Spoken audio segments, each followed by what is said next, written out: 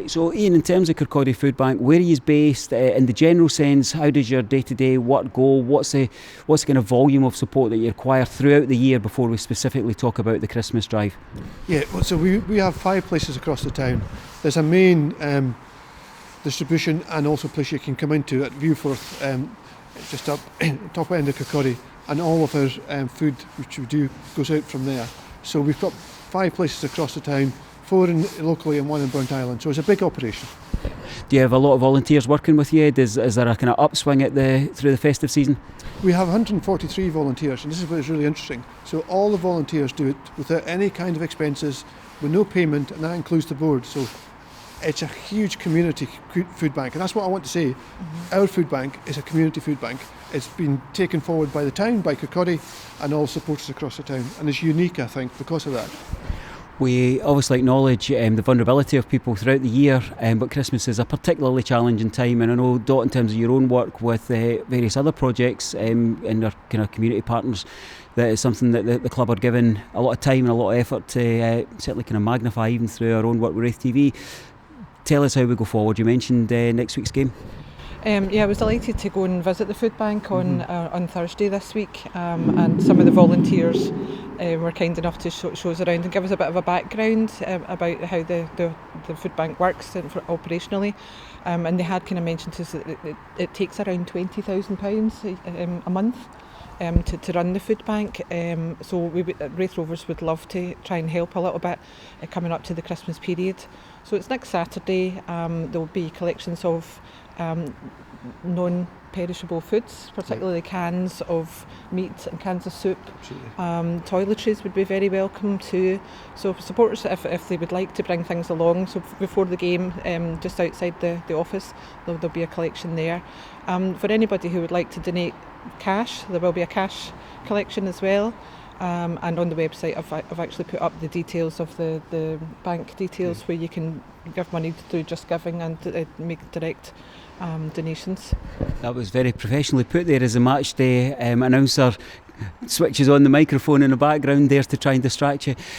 Ian, we've recently had a partnership with the Cottage Family Centre looking at a kind of toy drive, and one of the things that I remember being told, which is quite heart-wrenching to hear, is that it's a time of the year where adults will often put themselves into kind of food poverty because they're so intent in making sure that their kids have what they would desire. So a particular drive through this time, and I know Christmas is seen as a happy time, but it can be a time where vulnerability is magnified, isn't it? David, that's very true actually, and it probably is magnified just because of the way society is at the moment. But I think we've had support from yourselves for many years, and I think what I would say about the question you've just raised is that we do this every day of the year, and we were open throughout the COVID. We're probably the only charity that stayed open during COVID. So for us, it's just not one day. And the reality is, at the moment, is that people are actually doing what you say on a daily basis, not just at Christmas. There are mums and dads and grandparents and aunties or whoever it is looking after children who are actually doing without stuff so they can actually provide food. We have 1,300 visits every month on average to the food bank. And that actually means about 3,000 people. And 40% of them, Dorothy, are children. And this is the reality of the world at the moment. 40% of them are children. Of the people who come and see us, they have children in the house and they're trying to make ends meet. And it's not what people sometimes think. We have working people come to the food bank because the inflation rises and stagnation of wages. But this is why it's so important to do it with yourselves, because it is a community enterprise. And Raith Rovers have supported us for many years. And the club is so well known locally, and this is what we've tried to do. We've been in operation, David, for 9 years now. And we said at the very beginning, we didn't want to be here. We don't have a 5-year business plan. We don't want to be here. The food bank's not the solution. The solution is the community coming together and working together. And this is what you're doing. This is what you're doing, Dorothy, in terms of getting this campaign up and running. And it will make a real difference. I kid you not, it will make a real difference. And a real difference that can continue past Christmas and the New Year.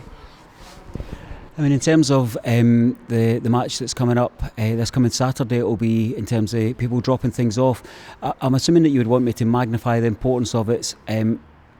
Little counts as much as a lot, because I know that if you're leaving home for the match and you've actually forgot you had good intentions, the chance to just grab 2 tins from your cupboard is better than actually saying I'll catch it next time, or I feel I've let people down. Is it a case that everything helps? We know that's your kind of mantra, but that south stand can be relatively full on a Saturday. We could make a big dent in supporting people, couldn't we?